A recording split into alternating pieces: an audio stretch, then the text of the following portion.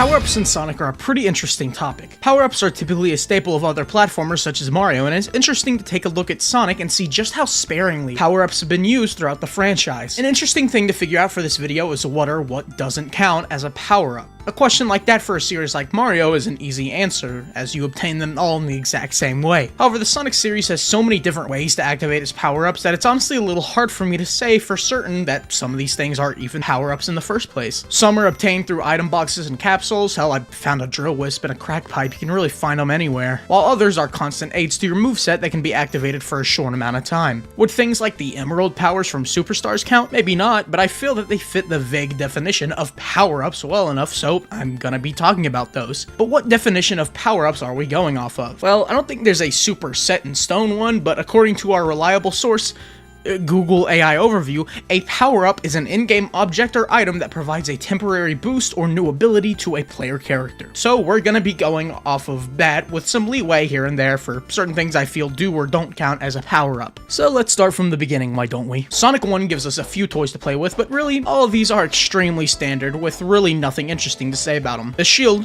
is a shield. Goddamn. It gives you a free hit to take without losing your rings. While the shield may not be important now, we'll soon find out that they had some incredible ideas for ways to spice up the basic shield format. But aside from this, we have invincibility. $5 and a hand job for whoever guesses what it does. The star of the show here, however, are the speed shoes, temporarily granting Sonic high speeds. This is when things get interesting, because speed shoes are a great item that completely changes how the level it's in is played. Most people just run forward and jump every chance they get, giving Sonic concussions as they run towards any wall, hoping to get as much mileage out of it as they can. However, a skilled player can memorize a stage and create a route to get the absolute most out of those 30 seconds of speed. Stages like Bridge Island Act 1 are exhilarating with the existence of speed shoes. I love seeing them, I really do. Speed shoes are pretty great, and they're even used in Sonic 1 in some pretty clever ways. Look at this bullshit. Wow. I want to smoke whatever the level designer was smoking in here. This is fucking great. Now, before we continue, I'll make it quick. If you enjoy, consider subscribing as it helps me out a ton. If you want to go the extra mile to support me, you can join my Patreon for early access to videos, link in the description. It's only $2, don't lie to me, you have $2. Now back to it. Now, Sonic 2 and CD didn't introduce anything new to the table, just the same stuff from Sonic 1. However, when we move over to Sonic 3, fellas, we might have an early peek here. The shield has been axed in favor of 3 elemental shields, all serving the fundamental purpose of a shield while also adding new movement abilities for Sonic. We have the Fire Shield, Lightning Shield, and Bubble Shield. Starting off with probably the most basic of the shields, the Bubble Shield has the primary function of letting Sonic do a bounce. It's pretty situational and doesn't help all that much with precise platforming, and the trade-off for using the bounce is having your speed reset. However, it does have a secondary use of giving you a buffed Badnik bounce. If you use the bounce on a Badnik, you'll be sent up considerably higher. While a cool gimmick, again, it's extremely situational. Oh yeah, and it lets you breathe underwater, who cares? Now the other two are where shit starts getting good. The Lightning Shield protects you from any electricity, lets you stick to certain walls that are flowing with electricity, and most importantly, it gives Sonic the ability to double jump.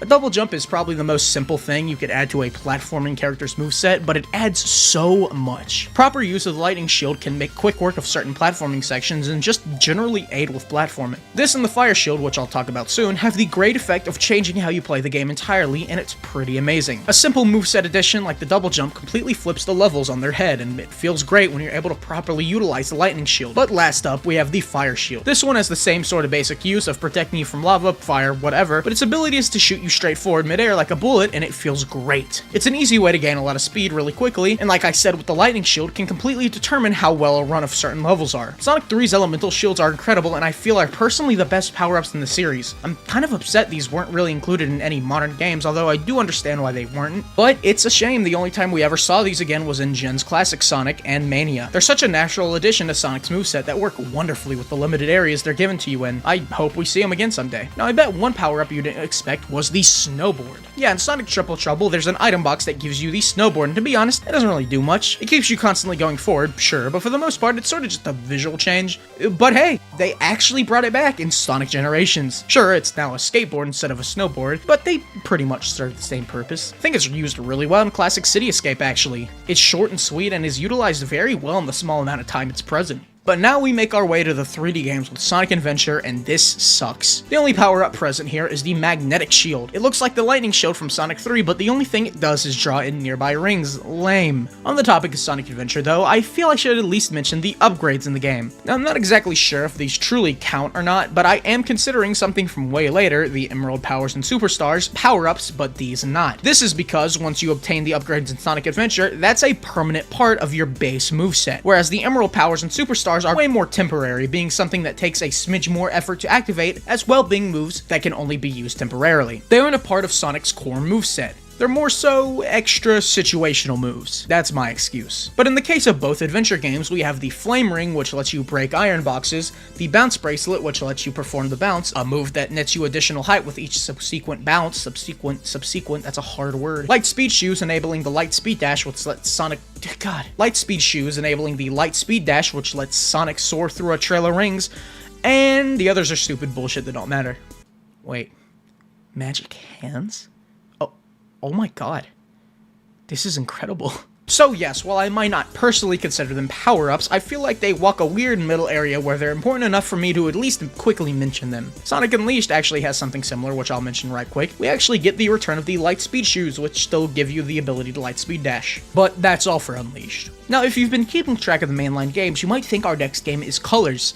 But it's not. Sonic 06 features these funky little items called gems, and I have never used them. Up until now, I didn't even know what they did, and I don't really know the extent of their usefulness for the most part, but fuck it, Sonic Wiki got my back. The green gem acts similarly to his little Sonic Wind tornado move from Heroes, creating a tornado that surrounds him and hurts enemies. The red gem slows down time when the button is held. The blue gem gives him a pseudo boost, making him go faster and killing most enemies he runs into. The white gem freezes Sonic in midair, letting you aim a souped up homing attack in any direction. The cyan gem is an ender pearl.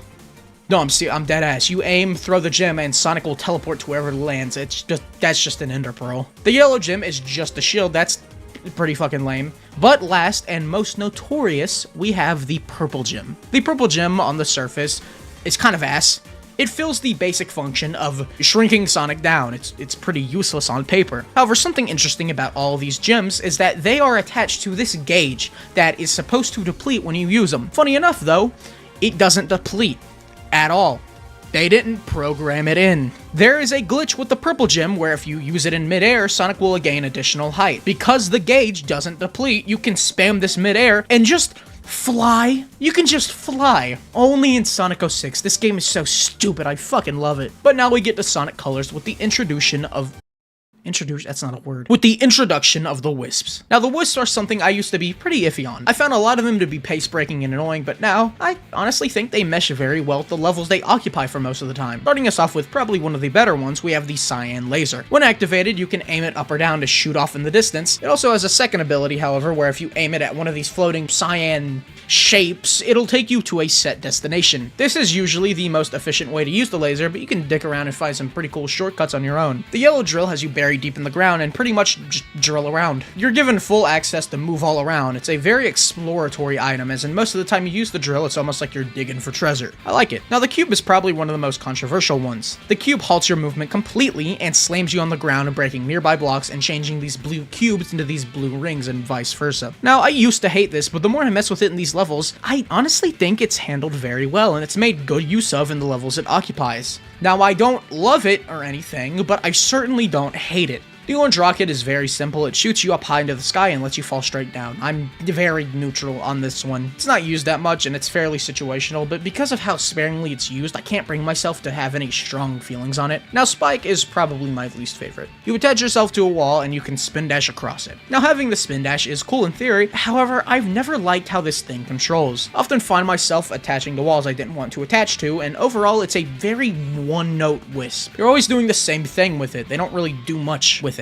Now, green hover lets you guess it, hover. However, it also has the secondary ability of letting you do the light speed dash, and I think that's pretty neat. And finally, for vanilla colors, you have Frenzy.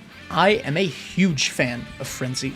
You're this purple little freak and eat up enemies and certain blocks to grow bigger and bigger. It feels really good to just devour anything in your path. And usually get rewarded for doing so with a red ring or what have you. I really like it. Now, Sonic Colors Ultimate added in a new wisp, the Jade Ghost. It sucks. You float around and can grapple over to these other jade-colored points. It's just not very fun to use. It's probably the Wisp that slows things down to a crawl the most, as once you've done what you need to do, you just sort of wait until it runs out. I do not like it. Now, while that's all for Colors and Colors Ultimate, there were actually 2 exclusive Wisps on the DS version of the game, which are actually some of my favorites. The Burst Wisp transforms you into a red little freak fireball, and by holding it down and releasing the jump button, you can cause a small explosion that launches you up. It's very fun and flows well with the stages it's in, just like the Void Wisp. This one works similar to the Frenzy Wisp, in which you need to consume things to get bigger, only this time you're granted the ability of flight and can float up and down, getting bigger with more things you consume. It's very fun. Now, if the Wisps were exclusive to the Colors games, things would be nice.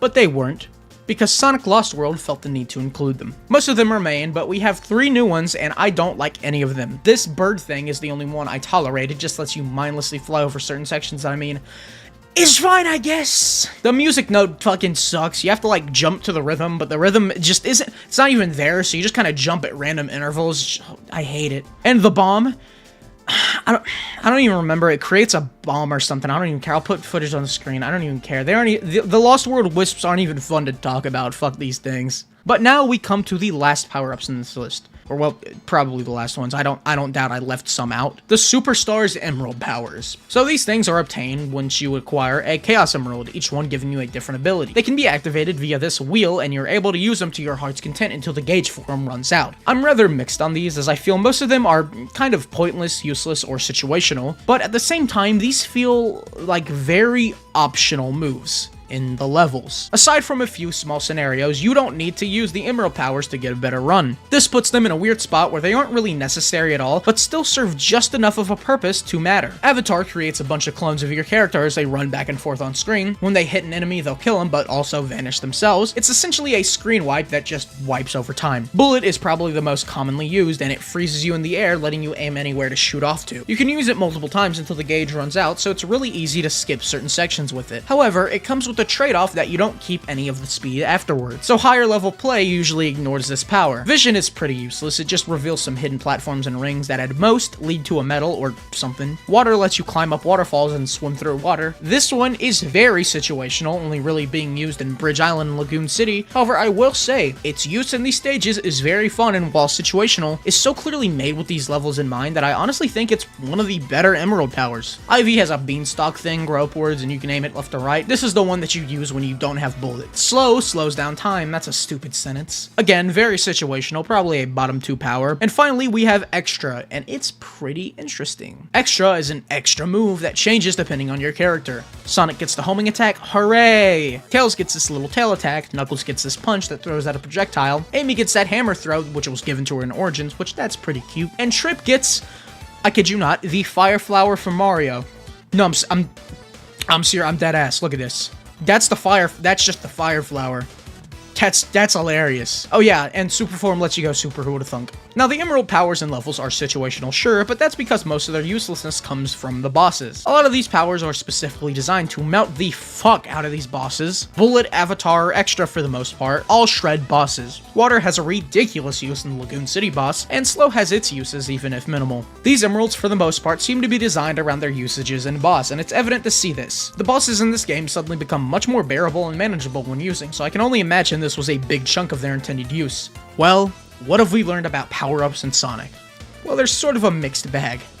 Wait, that's like the title. They've had very high highs like the elemental shields in Sonic 3, very low lows like the Wisp in Lost World and 06 gems, and a bunch of shit in the middle like the Emerald powers, Colors, Wisps, and others. Sonic power-ups are the definition of a mixed bag. That's like the title. But I kinda like them. More often than not, they bring out an optional yet fun addition to the base game that tends to do more good than bad. Ideally, I'd like them to bring back the elemental shields and maybe add a few more. I mean, hell, Frontiers 2 I think could benefit greatly by having some temporary moveset additions in the form of the elemental shield scattered around. I'm out of breath. It seems pretty fun to me. But if you did enjoy the video, be sure to like and subscribe. If you want to support me, the best way to do so is by joining my Patreon, link in the description. I'll see you all next time.